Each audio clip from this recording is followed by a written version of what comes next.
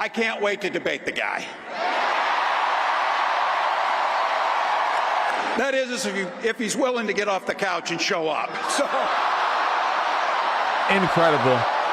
see what I did there? Never in my wildest dreams did I think we could. Again, the karmic wheel has spun and delivered us favorably. We are in a land of milk and honey.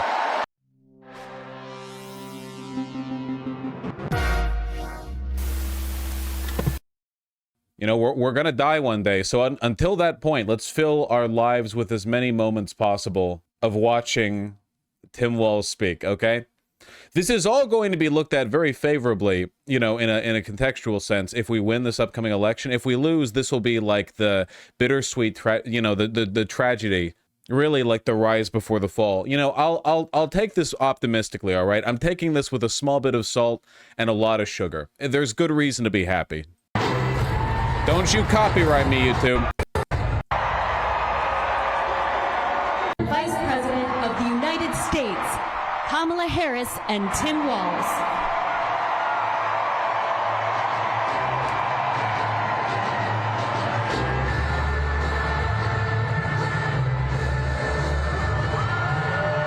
Oh my God, they're gone. Oh my God, they left. No. But they do play the music. There we go. Kamala and Walz, get on out there. Finish the music. Get on. Get up. Get up. Get up. Finish the music. Come on. Let's go. Let's go. Let's go. Let's go. Let's go. Let's go. Time's a wasted. Let's go. Let's go. Let's go. Let's go. Let's go. I can't believe they're the same age. Listen, okay, the plot of Get Out resonates with a lot of Americans. That's all I'm saying. A lot of white Americans are sitting there looking at that family going, it would be nice to have, you know, not to, it would be nice.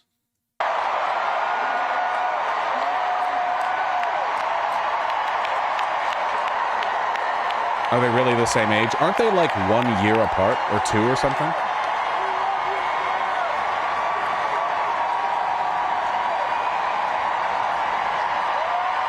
Six months.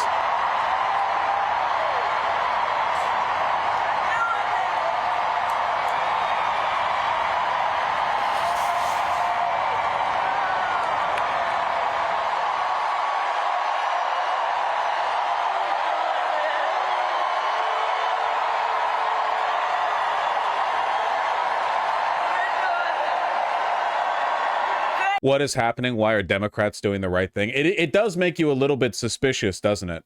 You know, it really does make you think. It's like it's like when, you know, your parents normally very stern and kind of like doesn't give you what you want, and then you get a bunch of gifts all in a row, and you're like, hold on, okay, are you like leaving, or you're killing yourself, or do I have a dentist appointment, or?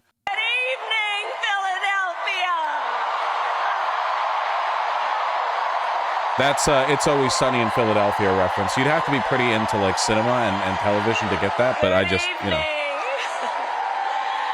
Good evening,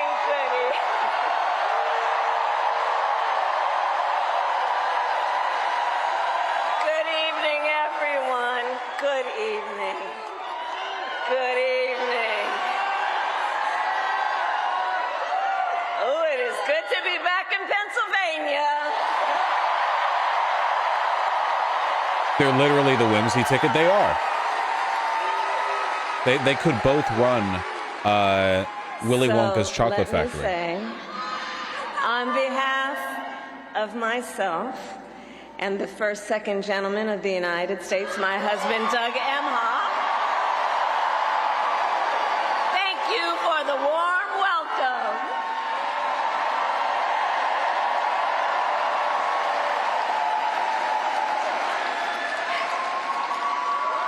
And let me just say, it's good to be here with all of the friends, all of the leaders who are here. I want to thank former Governor Ed Rendell, Senator Bob Casey, who we will re-elect this November, Senator John Fetterman. I'm sorry.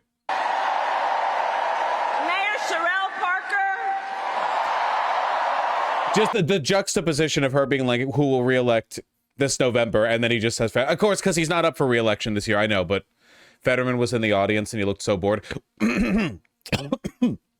Fetterman also said that he wanted Shapiro to not be the nominee pick, which is really... I have no idea what's going on in his head. You know, Shapiro spoke before this, by the way. He gave the "I'm not mad, please don't put it in the newspapers that I'm mad" speech. You know what I mean? I wonder if, like, Fetterman has... you've got, like, the angel and the demon on your shoulders, and the demon is his AIPAC rep, and the angel in this case was Nancy Pelosi, being like, you better not f this up.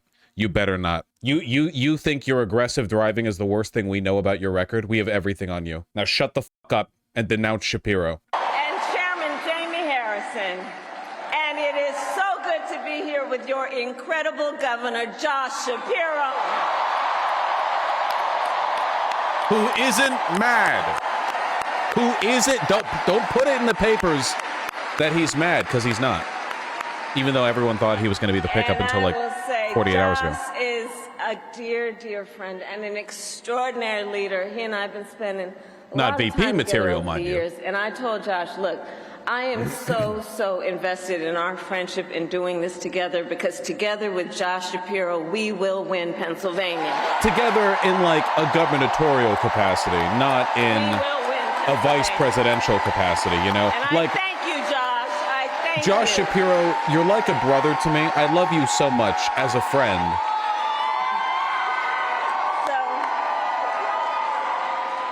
So Philadelphia, I launched my campaign for the President of the United States a mere 2 weeks ago.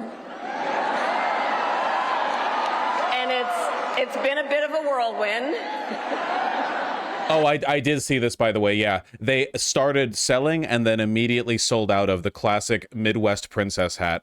This is what a 50-state sweep looks like, by the way. For non-Americans, just so you know, this is what a 50-state... A progressive Midwestern Democrat ticket selling camo hats with their... Like, this... It's insane. We're linking arms across the United States, okay?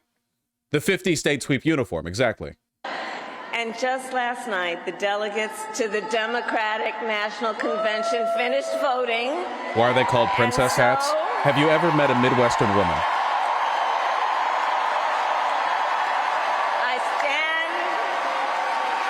I stand before you today to proudly announce I am now officially the Democratic nominee. We're in the good timeline. We've been drowning. We've been struggling for air for what feels like forever. We are finally breaking surface. We're gasping for air. We're taking deep breaths. The sun is shining on us. And so now we got some work to do. We need to move to the general election and win that. And to all the friends, listen, we also need to level set. We are the underdogs in this race, but we have the last thing I'll pause for, by the way, I will say that it's very Napoleon-esque for, by circumstance of Biden dropping out and her being the presumptive nominee, that she kind of is like putting the crown on herself, you know? It's not like, oh, at the Democratic National Convention, the official, like, it's, you know, it kind of feels a little bit like she's taking the crown and setting it on her own head. Just a personal, you know, just momentum. It's a good look. And I know exactly what we are up against.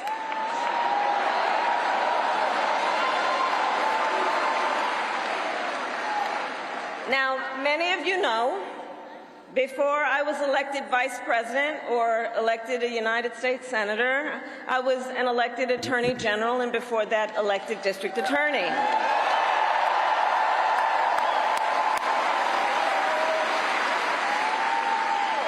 And before that, I was a courtroom prosecutor.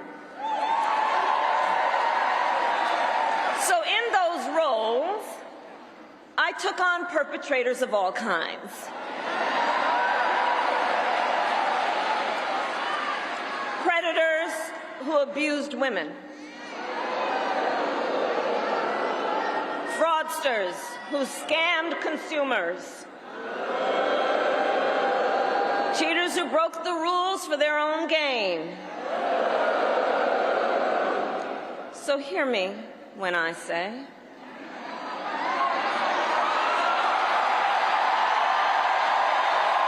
say the line. I know Donald Trump's type.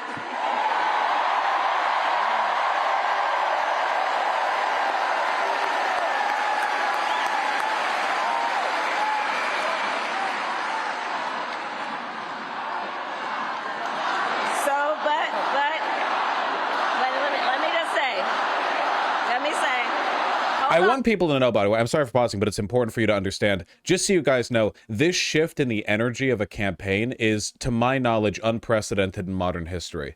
To go from, like, I mean, I know we got, like, LBJ in the pocket or whatever, but I think this is, in terms of, like, how significant and seismic the shift is, far greater, you know? Like, everything is...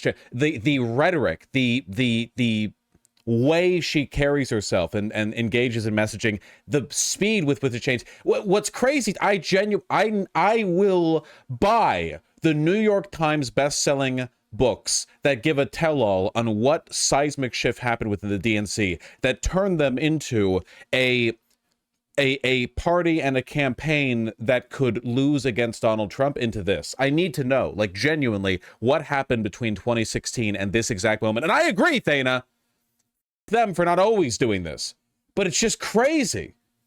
What were they holding back on? They had like a big red button underneath a glass case they had to shatter with a hammer. I have no idea what they were holding back on. It's like they knew how to do it the entire time. Hold on. It's like a anime where they save the super attack for the end, you know?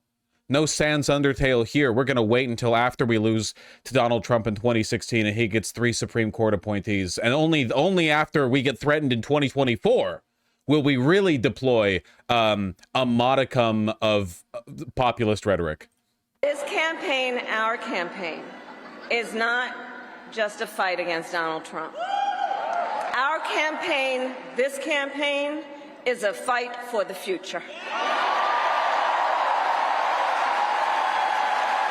It's a fight for the future.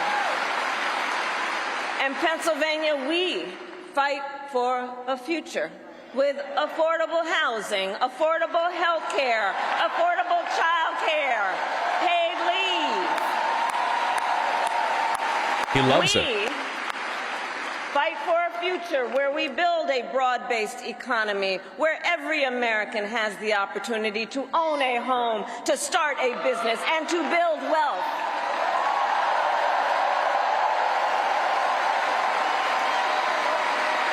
We fight for a future where we bring down prices that are still too high and lower the cost of living for America's families. So that they have a chance not just to get by, but to get ahead.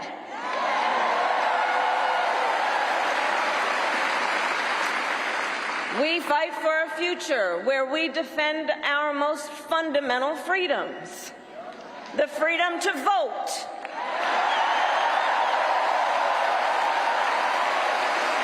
The freedom to be safe from gun violence. And all the right has is tampon Tim. Yeah, I saw that. When Walz got announced, there were people, I saw that, I think Libs of TikTok posted it, where they were like, oh, Tim Walz? You mean the guy who signed the bill that put free tampons in the restrooms at schools? Because, like, you know, chicks can get their period. It's like puberty time, you know? And they were like, haha, tampon Tim. And they photoshopped his face into a tampon. They are not beating the weird accusations, man. They are diving headlong into it. Oh, you made people's lives better? You're a tampon. They're not like us, man. They're not people like us. Yeah, literally. I'm not even like uncharitably representing it. This was such a banger to her. She posted it on Maine and then quoted it from Libs of TikTok. Tampon Tim. That's what they got, you know? No one can say the GOP don't have shooters. They know what they're doing here. They're really making me dislike this guy for making people's lives better. No holes left unfilled. Tampon Tim Walz to the rescue. Normal Americans, by the way. In 2 attributes that I assume apply equally to Ian Miles Chong. The freedom to love who you love openly and with pride.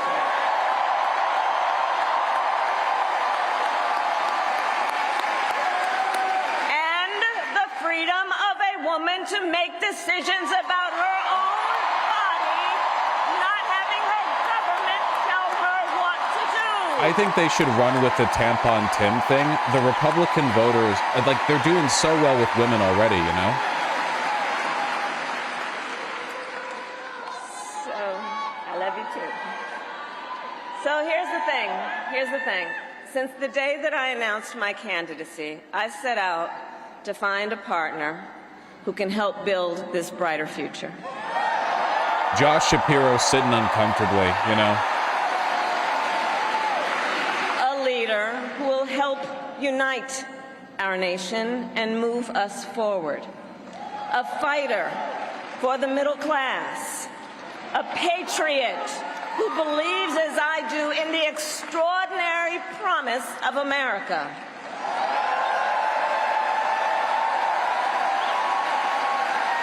A promise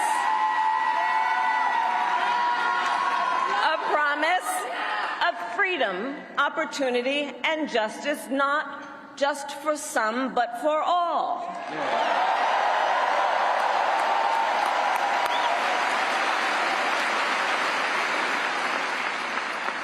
So Pennsylvania, I'm here today because I found such a leader. Josh Shapiro. No. Governor Tim Walz of the great state of Minnesota.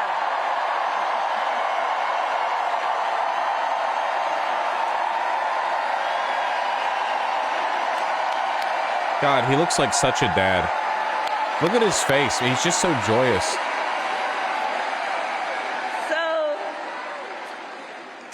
You know, since we go the one immortal science phrenology, you know what he gives me? He gives me Ike vibes. Doesn't he got kind of that like Eisenhower a little bit, you know? We're talking military guy, very white hair, big chrome dome. You know, he's got kind of like the round cheek a little bit. It's not an insult at all. Ike did warn us about the military industrial complex. He would know. Know him best. To those who know him best, Tim is more than a governor. To his wife, Gwen, he is a husband. To his kids, Hope and Gus, he is a dad. To his fellow veterans, he is Sergeant Major Walz. 53 states. Folks, they're inventing new states that are going to go blue this election. Mrs. Anzus. To the people of southern Minnesota, for 12 years, he was congressman. Our Missouri, to his West former Dakota. High school students, he was Mr. Walz. We're taking Britain back. And to his former high school football players, he was coach. Another state just got East Dakota. Coach. Canada just went blue. And in 91 days, look at how happy he is, dude. He's like, the nation will know Coach Walz by another name, Vice President of the United States.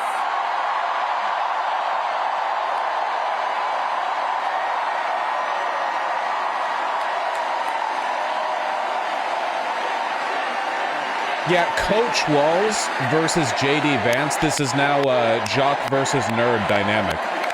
Like, unironically, though. Bully the out of him on the debate stage. Give him a wedgie. America, for some folks, they're just getting to know Coach Walz's story. And I'll tell you, he is the proud product of a middle-class family in rural Nebraska. He is a veteran who served our nation in uniform for more than 2 decades as a member. Oh, want to hear another thing that makes Walz based as he was serving in the National Guard for 24 years, and then when the Iraq War started, he dipped. I'm not kidding. The New York Post tried to frame this as him like abandoning his post or whatever, but he had been in the he was like nope, and he let, and that was when he ran for office just a little while after. That's what they got on him. That's his like disgraceful military record, you know.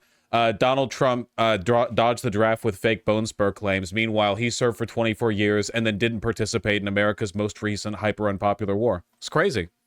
Of the Army National Guard, and he went to college on the GI Bill.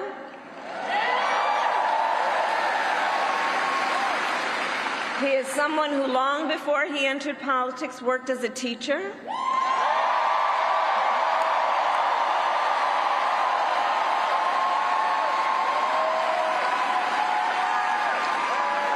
When Coach Walz and his wife Gwen moved from his native Nebraska to Minnesota nearly 30 years ago, they both took jobs at the local high school. Coach Walz taught social studies, Gwen taught English.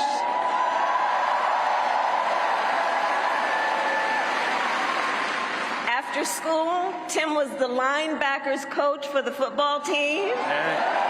West Carolina. Where I've heard the stories about he had a knack for using the game of football to teach life lessons. He saw the potential in kids who sometimes didn't even see it in themselves.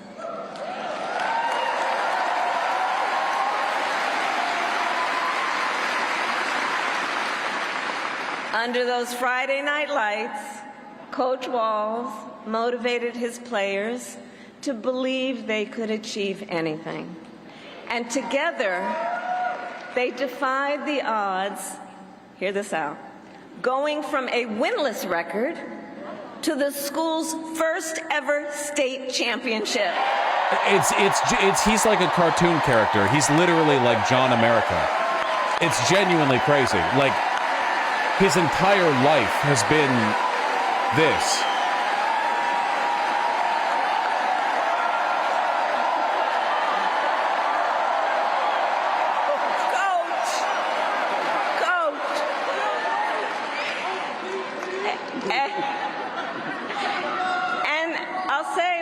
Tim wasn't only a role model on the football field. Around that same time, Coach Walz was approached by a student in his social studies class.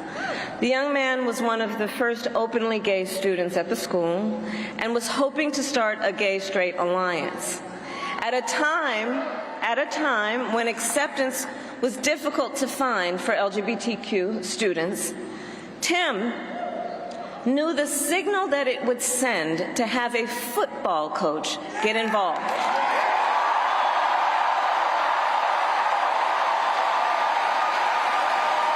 It's crazy, man.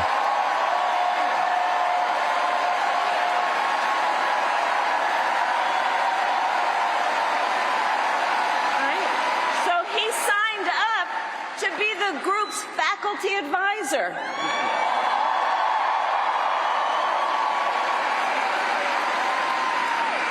And as students have said, he made the school a safe place for everybody.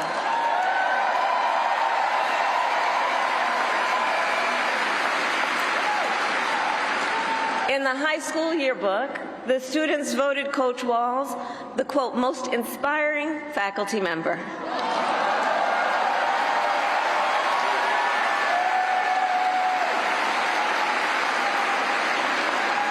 And as I think everyone here can see, Tim Walz was the kind of teacher and mentor that every child in America dreams of having, and that every kid deserves. The kind of coach, because he's the kind of person who makes people feel like they belong and then inspires them to dream big. And that's the kind of vice president he will be.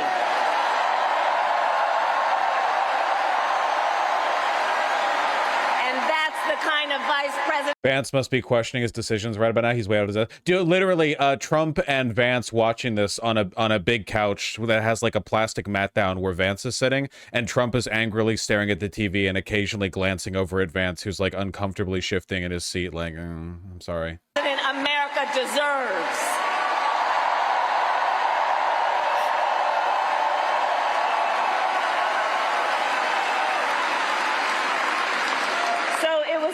Walz's students who actually helped him decide to run for office. And he served 12 years in Congress, representing a purple district as he reached across the aisle to get things done. He was the highest ranking enlisted man to ever serve in the United States Congress. That's genuinely crap. They made this motherfucker in a lab. It's crazy. And the top Democrat on the Veterans Committee.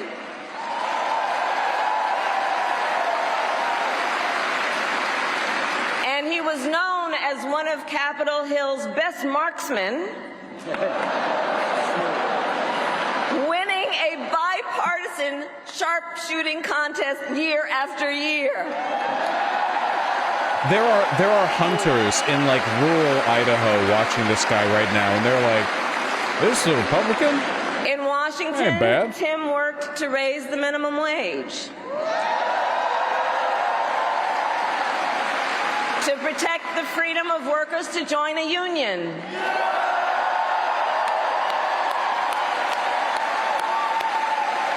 Yeah, I do and love. he cast one of the critical votes to pass the Affordable Care Act. I do love her praising him for his marksmanship about a month after someone barely missed Trump. Which, It of is course, very gave funny. health insurance to tens of millions of Americans. I'm going to tell you, when we win, Tim and I will continue to make the Affordable Care Act even stronger. Yeah, no, Tim Walz actually is the person who started the "they're weird" bit. That was one of the big reasons he got picked. He will win. Wow.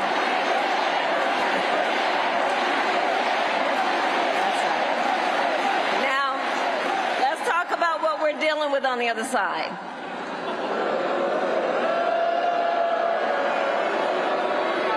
So on that last topic, if Donald Trump gets the chance, he will end the Affordable Care Act.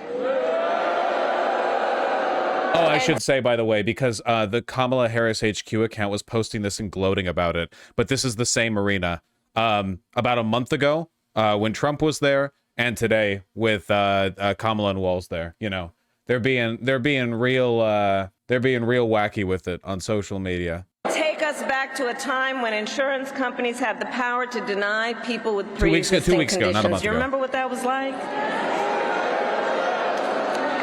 Children with asthma, breast cancer survivors, grandparents with diabetes. Yeah, you just couldn't get health insurance. Governor Walz and I will not let that happen.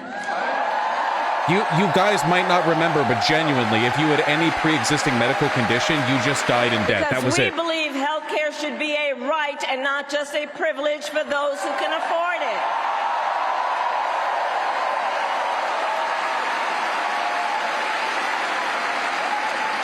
As governor, Tim has continued to fight for working families. He secured paid leave for workers in Minnesota.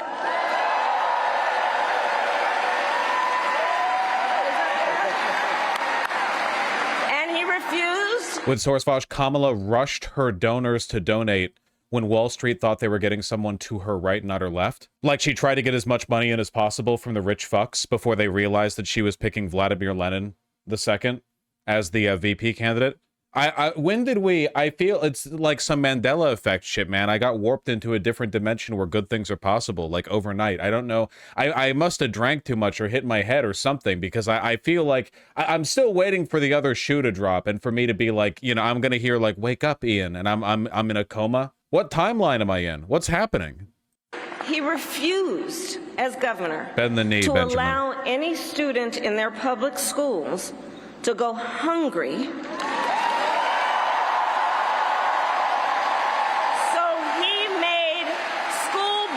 And lunch free for every child.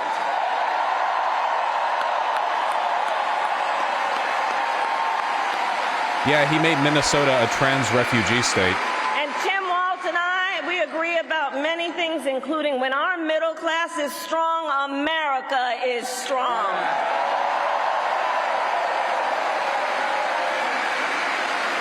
And strengthening the middle class will be my defining goal as I am President of the United States.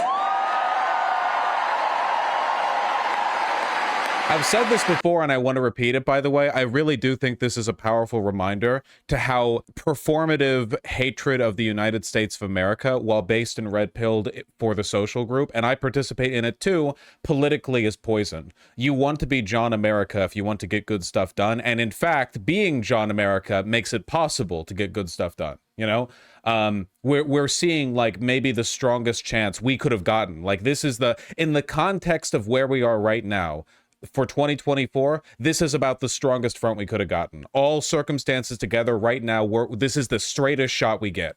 And, you know, it's a delicate needle to thread. I just think that we should take this moment to reflect on what attributes we're looking at and thinking, oh, look at how politically viable that is. You know, I'm just saying, it's important to keep this stuff in mind.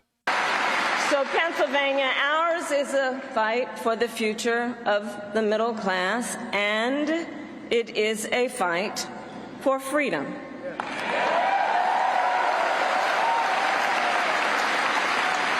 In this moment, we are witnessing a full-on attack against hard-fought, hard-won freedoms and rights. Take reproductive freedom. Now think about this. Donald Trump said he wants to punish women.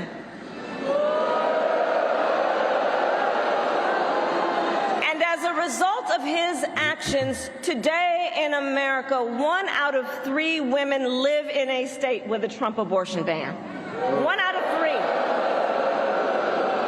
Some of these bans go back to the 1800s, even before women had a right to vote. Think about that. Well, Tim and I have a message for Trump and others. What's in Project 2025, they plan on banning, they plan on making it illegal to use the mail to ship birth control using the Comstock Act, which was proposed by like a lunatic anti-sex religious nut 150 years ago that immediately got shot down on its unconstitutionality, but is still on the books. They're going back, you know? They'll drag us back as far as they need to make your life worse. Others who want to turn back the clock on our fundamental freedoms, we're not going back. Sounds like Confederate shit. It's like pre-Confederate.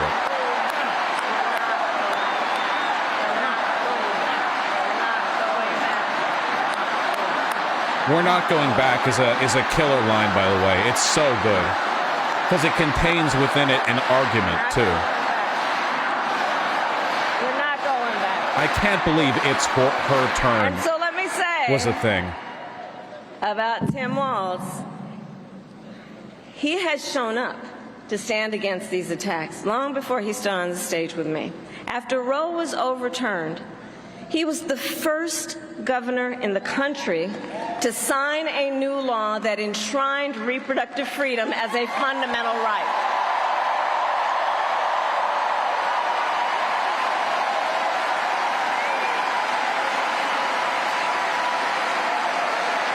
And with Tim Walz by my side when I am President of the United States and we win majorities in the United States Congress, we will pass a bill to restore... We're not going back is like the perfect antithesis to make America great again. Yeah, it's a flawless counter argument. Not only is it like we're not going to endure what we did from, like, what you did from your first presidential term, it's we're not going back to the bad old days. And it's like it's the implicit suggestion that when they say make America great again, they mean make it like shitty and racist and sexist, which they do. So it's not only a good slogan, it contains a counter argument. It's a direct counter, and it's one you can't answer easily. There's no slogan that you can come up with that responds to we're not going back.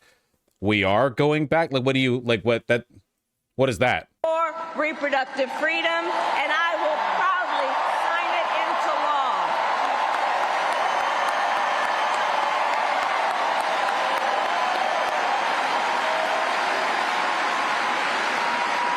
Tim Walz has also defended the sacred freedom to vote. As governor, he signed the most significant expansion of voting rights in Minnesota in over 50 years. Crazy that we're in a period of time where being pro-voting rights is like... With help, when I am president, we are going to finally pass the John Lewis Voting Rights Act. A meaningful position that you have to defend.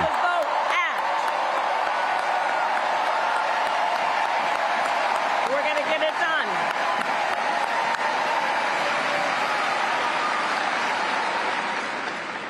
So Tim is a hunter and a gun owner who believes, as the majority of gun owners do, that we need reasonable gun safety laws in America. I have always believed that Dems unnecessarily shoot themselves in the foot with their gun policies, not because I'm in favor of unrestricted gun access, I'm not, but because they are so delusionally oppositional and irrational when it comes to them that it alienates people who are genuinely not that reactionary, but are very, let's say, American independent minded. And if there was anyone who could make this less of an optics snafu, it would be Tim Walz. I mean, again, like, not just a veteran, but longest serving soldier in Congress, head of the Vets Affairs like there are like photos of him out there with you know, the Dayglow vest and the rifle, you know, literally a marksman. I mean, I guess got to be if you're in the military to an extent.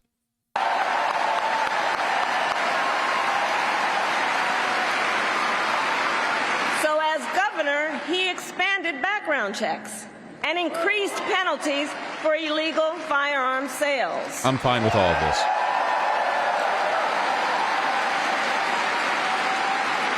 And together, when we win in November, we are finally going to pass universal background checks, red flag laws, and an assault weapons ban. I don't like that last one, but whatever. Just, yeah, okay. Keep it rolling. Through his work, Tim, you know, the way I think about it, he really does shine a light on a brighter future that we can build together. In his state, he has been a model chief executive, and with his experience, I'm telling you, Tim Walz will be ready on day one.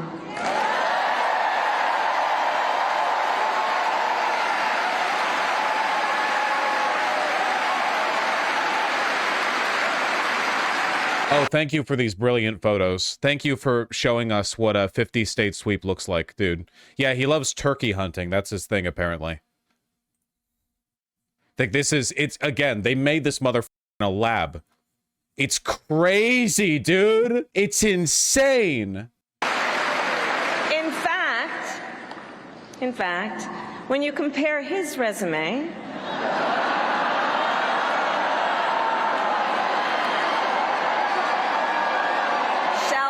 Hey, how many couches has Tim Walz fucked, to Trump's running mate.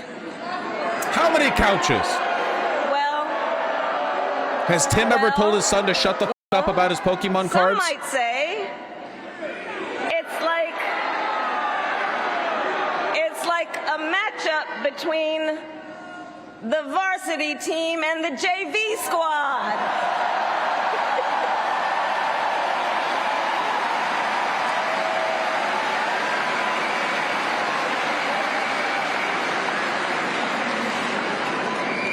So, Pennsylvania, ultimately in this election, we each face a question.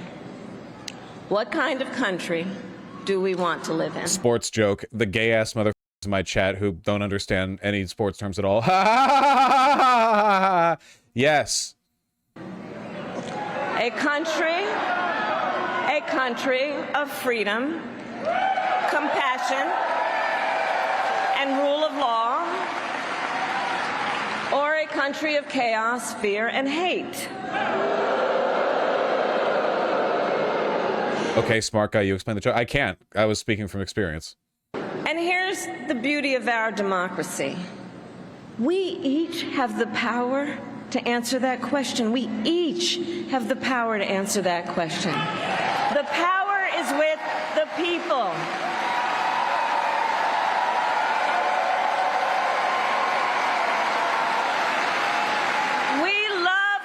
Country. And I believe it is the highest form of patriotism to fight for the ideals of our country.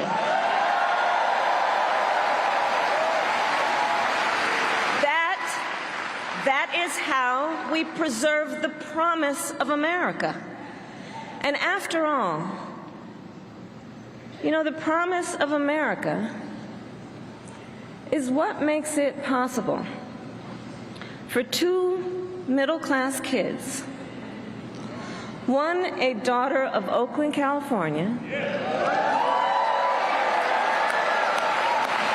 who was raised by a working mother, The other, a son of the Nebraska plains who grew up working on a farm.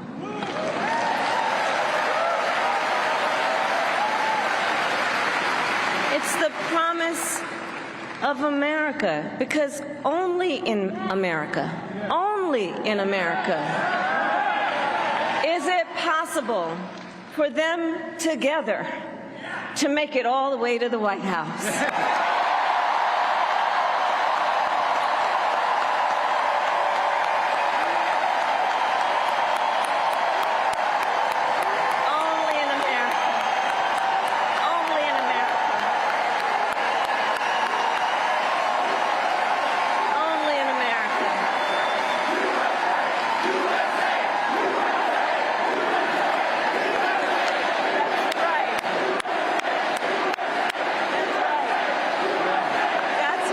It hasn't been this back in a long time. And so, Coach Walz and I may hail from different corners of our great country, but our values are the same. And we both believe in lifting people up, not knocking them down.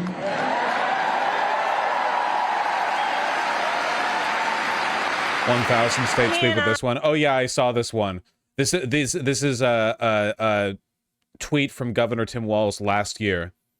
Text from my wife, this damn dog. Scout locked himself in our bedroom somehow. There's no key, etc. I'm gonna head home in a little bit. They're gonna have to try to go in through a window. They are getting ladders. Situation update. Free at last. Bleh. Could you imagine Donald Trump doing this? I think it's important to remember, like, again, they ain't like us. Do you think leaving aside the fact that Donald Trump doesn't have a pet and probably would, like, torture animals for fun, could you imagine anything this human being done by any, like, leading Republican? Can you imagine any, like, Mitch McConnell, J.D. Vance? They're not like us, folks. They don't experience joy and whimsy. We both know the vast majority of people in our country have so much more in common than what separates them.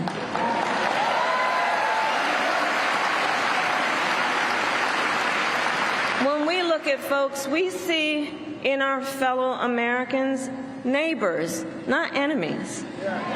Not enemies.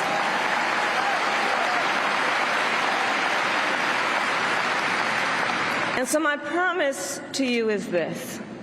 Our campaign will reach out to everyone, from red states to blue states,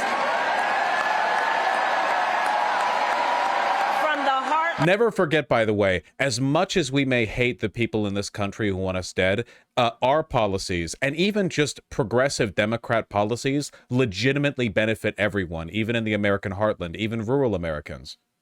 Certainly compared to what Republicans offer. As much as we may hate them and they may hate us, you know, these are two very different hates. We hate them for wanting to kill us. They hate us for existing. When they get power, what will they do with it? They'll use it to take rights away from us. When we get power, we use it to give rights to everyone. It's not like we're pushing for union rights only for registered Democrat voters or whatever. We're fundamentally operating on different levels. Theirs is the politics of hate. They don't want to make anything better for anyone. No white supremacist has ever made a political career for themselves, making the lives of white people better. Only non-white people's worse. Every time, their lives are dedicated to opposition. Land to the coast, in rural, urban, suburban, and tribal communities.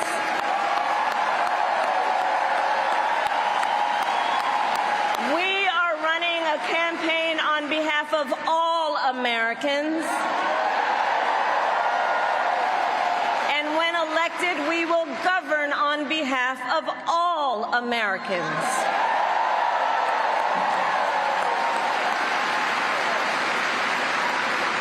And so, with Tim Walz by my side, and with all of you at our side, let us fight for the promise of our future.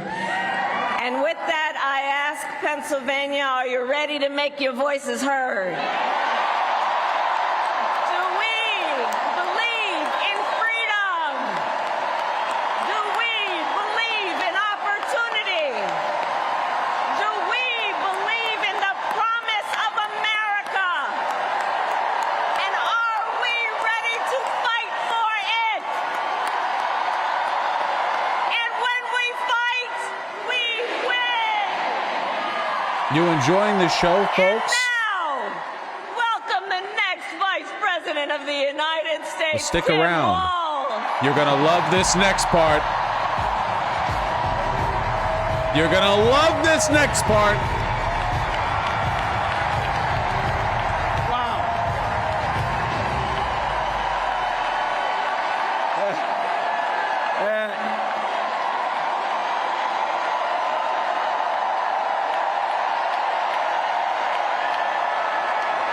Thank you. Wow.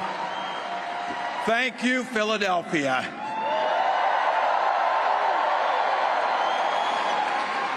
Thank you, Madam Vice President, for the trust you put in me, but maybe more so, thank you for bringing back the joy. Is he wrong? Is he right? He sees the whimsy. I'm thrilled to be on this journey with you and Doug, this incredible journey. And Pennsylvania, I know you know this, but my God, what a treasure you have in Josh Shapiro. Listen, Josh, she still likes you as a friend. She likes you as a friend. Can this guy bring the fire? He can bring the fire. This is a visionary leader. Also, I have to tell you, everybody in America knows when you need a bridge fixed, call that guy. Josh, everyone can see you're not mad, okay?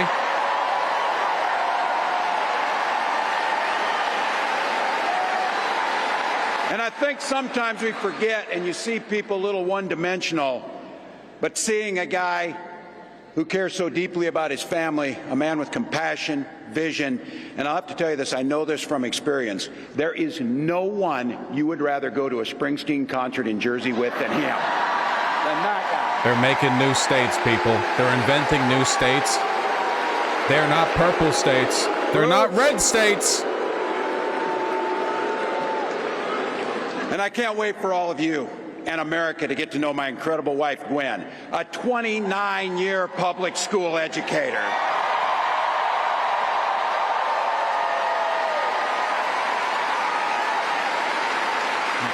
Don't ever underestimate teachers.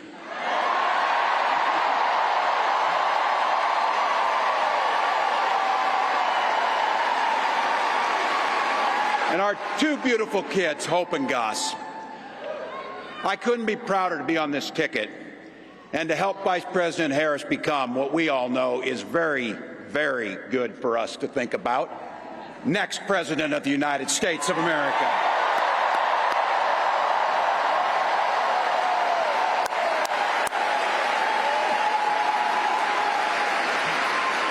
From her first day as a prosecutor, as a district attorney, Attorney General of the great state of California, a United States Senator, and Vice President of the United States.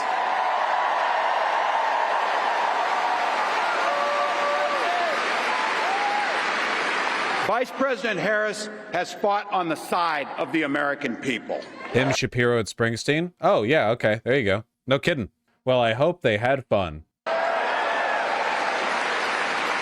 She took on the predators, she took on the fraudsters, she took down the transnational gangs, she stood up against powerful corporate interests, and she never hesitated to reach across the aisle if it meant improving people's lives.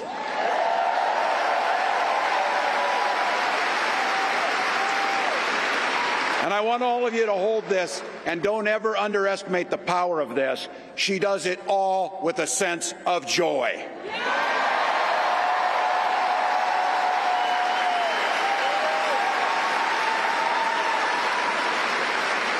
I know a little something about that commitment to people.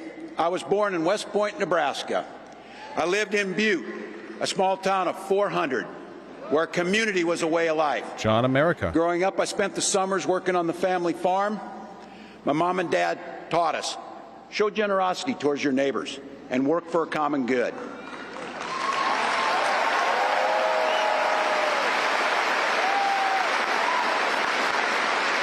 My dad served in the Army during the Korean War. And with his encouragement, at 17, I joined the Army National Guard.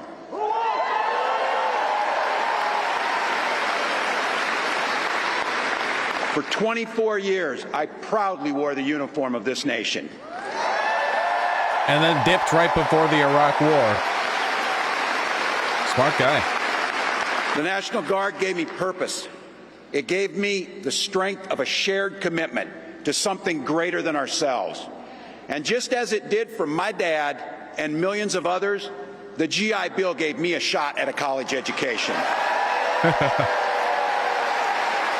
Welcome back, Khrushchev.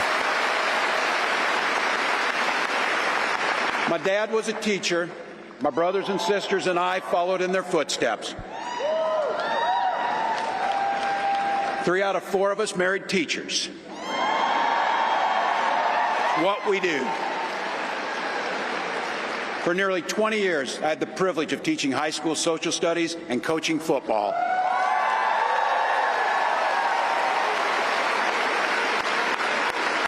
Including winning that state championship. Thank you. Don't ever close the yearbook. Don't ever. But it was my students. They encouraged me to run for office. They saw in me what I was hoping to instill in them, a commitment of common good, a belief that one person can make a difference. So in 2006, I took a leap and I ran for Congress.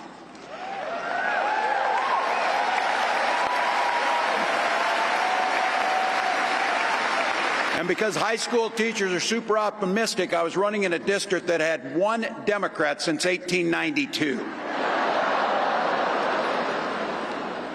Well, my neighbors graced me with an opportunity to represent them in the United States House of Representatives.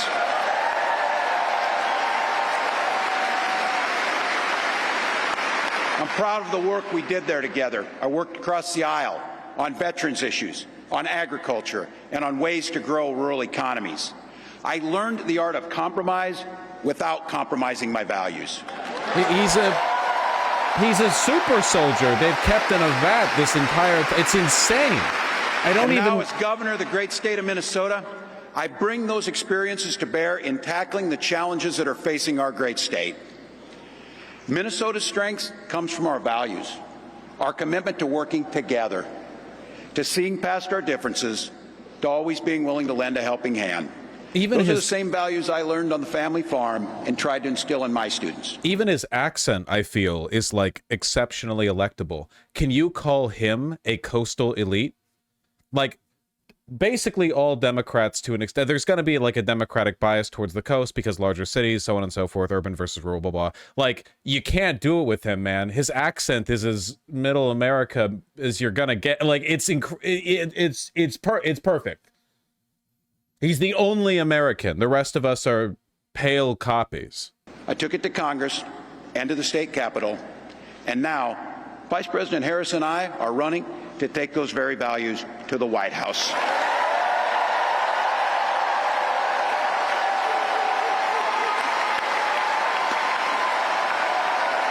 Yeah, every time the presumptive Democratic nominee drops out, we ratchet up the progressivism. So Biden drops out, Kamala's like, okay, Kamala drops out, Tim Walz presidency. He picks Bernie Sanders VP. Folks, you're never going to believe it. The electoral votes in the bag. You wouldn't believe it. More votes than we have citizens, no fraud. How does he do it? Now, Donald Trump sees the world a little differently than us. First of all, he doesn't know the first thing about service.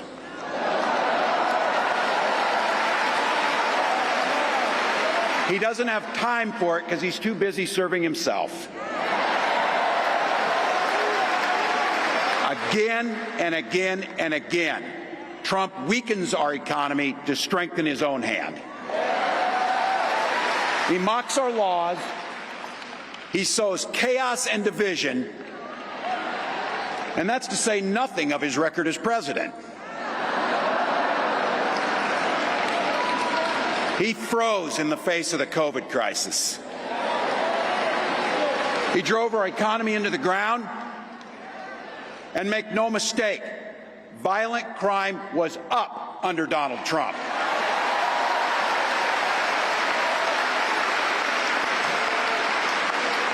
That's not even counting the crimes he committed.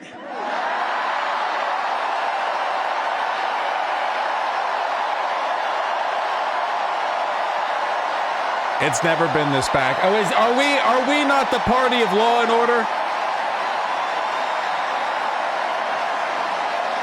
We have a vet and a DA.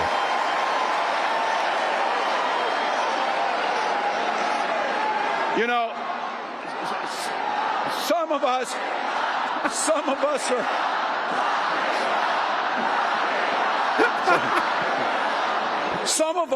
Some of us in here are old enough to remember. I see you down there. I see those old white guys. Some of us are old enough to remember when it was Republicans who were talking about freedom. They finally found him, the perfect cracker. It turns out now what they meant was the government should be free to invade your doctor's office. In Minnesota, we respect our neighbors and their personal choices that they make. Look at Kamala back Even if we wouldn't there. make the same choice for ourselves, there's a golden rule. Mind your own damn business. Look at Kamala back there thinking, wow, this worked out. Like, wow, all right, I'm happy. This worked out pretty good.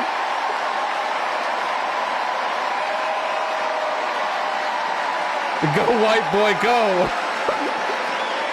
These guys are after my heart chanting, mind your own damn business. That feels good, so thank you. Look, that includes IVF, and this gets personal for me and my family. When my wife and I decided to have children, we spent years going through infertility treatments. And I remember praying every night for a call for good news. The pit in my stomach when the phone rang, and the agony when we heard that the treatments hadn't worked. So it wasn't by chance that when we welcomed our daughter into the world, we named her Hope.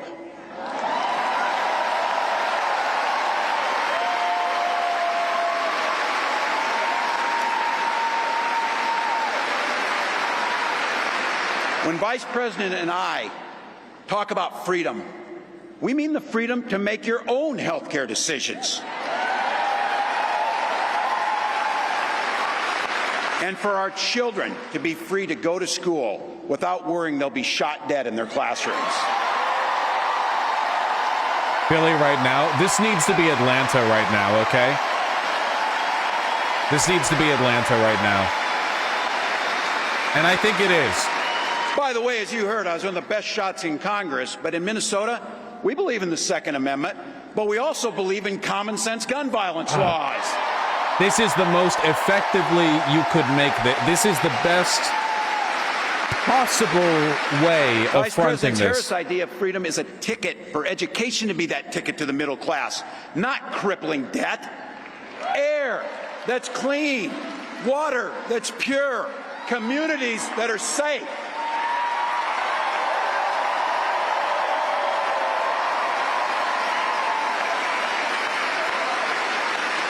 A place where we settle our political differences not through violence, but with our votes.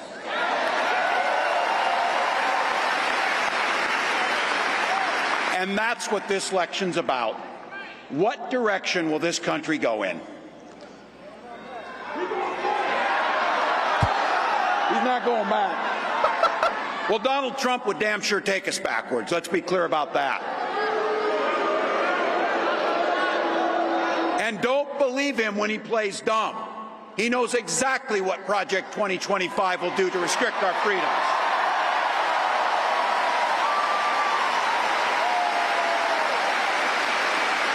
He can improvise. He's not a slave to the teleprompter. To rig the economy to help the super rich.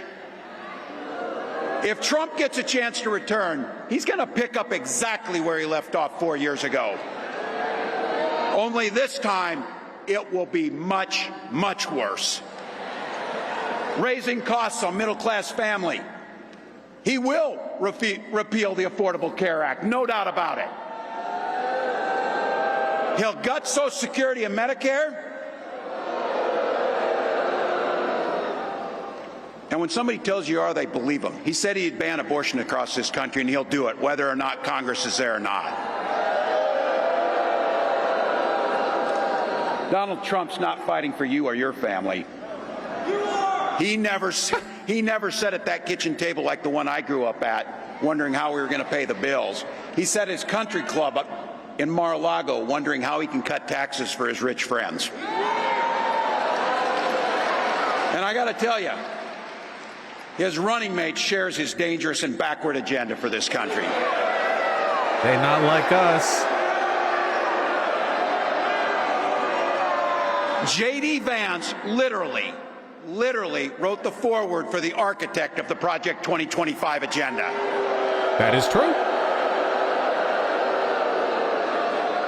Like all regular people I grew up with in the heartland, J.D. studied at Yale, had his career funded by Silicon Valley billionaires, and then wrote a bestseller trashing that community. Come on! That's not what middle America is. Jesus. And I got to tell you, I can't wait to debate the guy.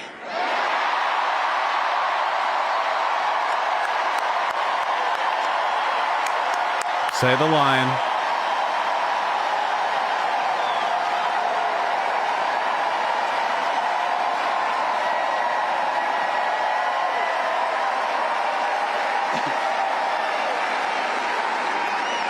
That is if he's willing to get off the couch and show up. So, Incredible. you see what I did there? Never in my wildest dreams did I think we could. Again, the karmic wheel has spun and delivered us favorably. We are in a land of milk and honey and fair seasons. Winter will be gentle this year. Oh, by the way, wait, let me Pointing out one more time with that. By the way, look at Kamala's face when look at them. Come on, it's okay to be happy once in a while. We're allowed to be. I mean, you can see she's trying not to like guffaw. So that is if he's willing to get off the couch and show up. So you see what I did there?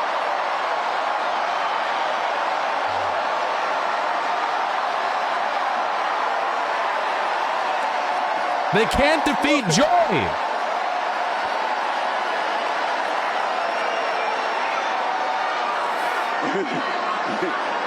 I got to tell you, pointing out just an observation of mine that I made. I just have to say it. You know it, you feel it. These guys are creepy, and yes, just weird as hell. That's what you see. That's what you see. It's true. It's the only argument you need. So you know what's out there, so say it with me. We aren't going back. We aren't going back. We are not going back.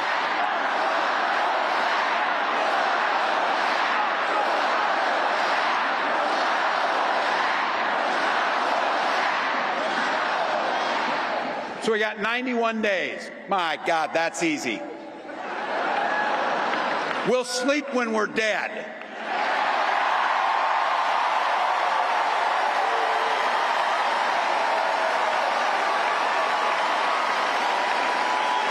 Over those next 91 days and every day in the White House, I'll have Vice President Harris's back. Every single day. After this banger, he has to remind people he's not being president. Yours.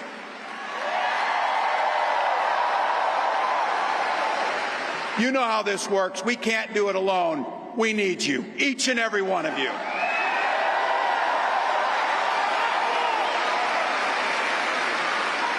Go over to KamalaHarris.com, get on board, because we need you. Freedom to make our own choices. This leader, this compassionate, careful, joyous leader believes in each and every one of you.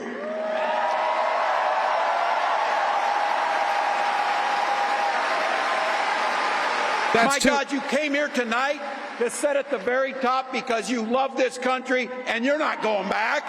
That's true, Benjamin. I actually agree. I think we can all agree he overshadows her when he's speaking 100%, which is very unusual. Usually a VP is instructed to be kind of, you know, to take a step back. Like, you know, you can look that. I mean, that did not happen in large part with John McCain and Sarah Palin, and that was disastrous. That was like a career-defining mistake. Sarah Palin was too loud and too obnoxious.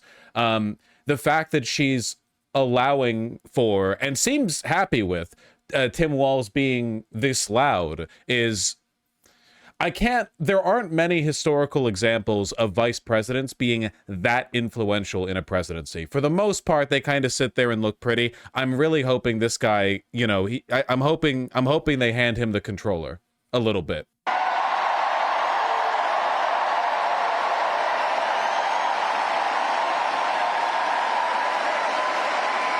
She believes in the opportunity for every single person to join the middle class.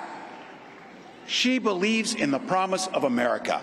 We just got to fight. We just got to fight. Because as soon-to-be President Harris says, when we fight, we win.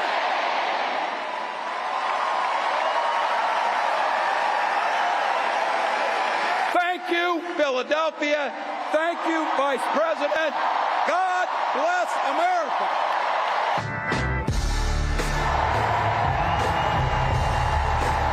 Absolutely crazy. I think I can fairly and confidently say, and I hope no one disagrees with me, this went as well as it possibly could have.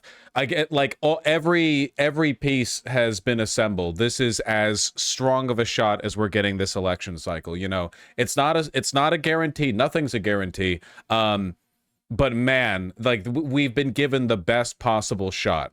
You know. I don't know how this could have possibly gone better. I don't know how anyone could have been better than Walz. I genuinely, conservatives have no counter. Yeah, do you guys want to see? Do you guys want to see the statement made by the Trump Vance campaign after the selection of radical leftist Tim Walz? It's no surprise that San Francisco liberal Kamala Harris, who wants West Coast wannabe Tim Walz as her running mate. Walz has spent his governorship trying to reshape Minnesota in the image of the Golden State, while Walz they're so desperate to maintain the coastal elite narrative that they'll take the most Midwestern man alive and be like, he wants to be from California, pay no attention to the fact that he's the most Midwestern man alive. While Walz pretends to support Americans in the heartland when the cameras are off, he believes that rural America is mostly cows and rocks. From proposing his own carbon-free agenda to suggesting stricter emission standards for gas-powered cars and embracing policies to allow convicted felons to vote, Walz is obsessed with spreading California's dangerously liberal agenda far and wide. Okay, genuinely, if they're this insistent on just applying the same narrative no matter how poorly it fits, they should have called him a black woman. They should have said that he operates in a most black and womanly fashion, you know? Make no mistake, he may look like a white man, but, you know, they could have transvestigated him a little bit, said, he looks a little tan in this photo. If you're going to call him a wannabe Californian when he's out there hunting turkeys, Jesus. They have no understanding of what Midwestern values are. No! Because the entire Republican Party is rich sociopaths. Even the Republicans that are from the Midwest are from the country clubs of the Midwest. Seriously, look at like the median wealth of Republican candidates at basically every. It's insane. They have no idea. If Walz won't tell voters the truth, we will. Just like Kamala Harris, Tim Walz is a black woman. Is a dangerously liberal extremist, and the Harris-Walz California dream is every American's nightmare. So that's how little they have on him. That was the response to Tim Walz coming out there. That's what they had. Legit funniest tweet that I've seen today. Tim Walz dressed his dog up for a pride parade. Oh, Joey Manarino. I know this guy. And he's basically a Somalian. I won't say the rest, but I hope that dog is okay. It's a good argument. I think they should run with it. I think this deserves $20 million of purchased ad spots. You know? Right in the run-up, right in late October. They a fan. Wait, real? Tim Walz named a highway after Prince and signed the bill in purple ink? And he's wearing an I love him so much. I want everyone to temper their expectations because as much as it may currently seem like it's not the case, Tim Walz is not literally superhuman, I'm sure at some point something will come out or he'll say something where we'll be like, oh, that's not great. I just be aware, like, he isn't literally perfect, right? No one hits the straight shot every single time. I proportion your expectations. I don't want the whiplash disappointment where people are like, you know, suicidally upset because it turns out he was just a human being. I just want to say, where's that post of someone being like, this is Tim Walz's family, and then like a right winger, and then someone else is like, it looks like a normal family, what do you mean? And the guy is like, I don't mean anything. Where is that tweet? Oh, that was also from Joey Manarino. Man's been busy. This is Tim Walz's family. Pictured the most normal looking American family ever pictured.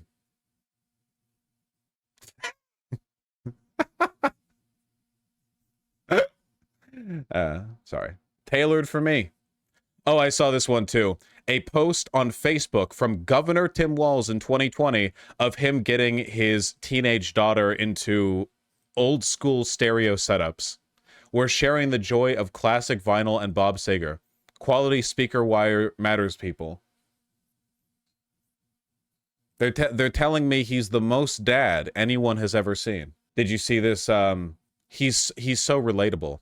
Do relish. Don't knock it until you've tried it. Is that another state that just came in? Americans love people with freaky ass going to a Safeway in the middle of nowhere and buying disgusting shit food taste. It's like how people find Trump's ketchup steak thing endearing. And the McDonald's, like how he eats like shit food all the time. People like that. We don't want politicians who are out there eating, you know, filet mignon for every meal. This is my Midwestern culture. Oh yeah, this is Midwestern culture right here. 100%. Oh yeah, Sarah Huckabee Sanders was trying to come at him. The classic juxtaposition. This is Tim Walz giving food to hungry children and Sarah Huckabee Sanders signing a bill to promote, what was it, charter schools or school vouchers? This was the child labor law? Was that what? Really? This was the child labor law. Okay, yeah. Average Midwestern Democrat providing free food to all in a Christ-like and Santa-esque fashion versus average Republican making child labor legal again. Now, I don't want to go on this forever, so I'm just going to I'm going to throw one more out there, okay? So this was the response that the Trump campaign had to Tim Walz being selected. I think we can all see that it's pretty pathetic. This is a transcript of a truth post that he made earlier today. What are the chances that crooked Joe Biden, the worst president in the history of the U.S., whose presidency was unconstitutionally stolen from him by Kamala, Barack Hussein Obama, crazy Nancy Pelosi, shifty Adam Schiff, crying Chuck Schumer, and others on the lunatic left, crashes the Democrat National Convention and tries to take back the nomination, beginning with challenging me to another debate. He feels that he made a historically tragic mistake by handing over the U.S. presidency, a coup to the people in the world he most hates, and he wants it back now. So this is really sad. He's really upset that he's not running against Biden anymore. Like, really, really upset. This is fan fiction. This is literally like, I had a rough breakup, but what if, what if she comes back? Stuff. It's so bad that I actually couldn't believe that it was real for a bit, though this account does post his Truth Daily or his Truth Social posts, and then I looked in the Truth Social, and yeah, he did post it. So Donald Trump really does wish that he was running against Biden. I just want to say, folks, a little bit of congratulatory. I want to thank the most leftist entities in America, our community and Nancy Pelosi, for orchestrating this. Something that was so good I didn't think it was possible. When Joe Biden tanked that first debate and I said, yeah, he needs to drop out, like, this is completely untenable, so on, I thought it was a prayer in the wind. I did not think anything would come of that, but God heard me and heard our collective, the wheel turns. Our prayers were heard, and now we have Tim Walz. I'm just saying, I think that we've had good instincts on this. I think that we've pushed the right way on this. I'm very happy with how things are coming along. I don't know if we're going to win. No one knows the future, but the energy is palpable. Yeah, Walz could potentially flip red states. It is I genuinely think that we have seen an upset in the dynamic that is so severe that it's possible that all of our models for predicting who's going to win aren't going to work. Obviously, you know, sure, Texas, Kentucky, red, whatever, like, you know, get the obvious ones out.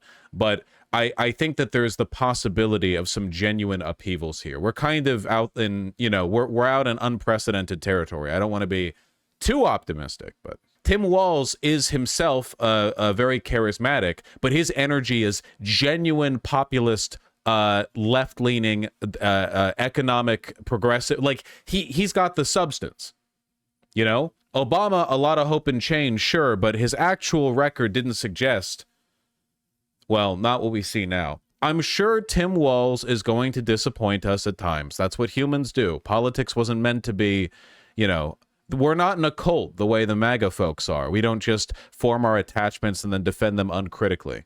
Pelosi says Walz is not a leftist. Oh, yeah, no, the line is going to be that he's a moderate. And, you know, wink. Yeah, man.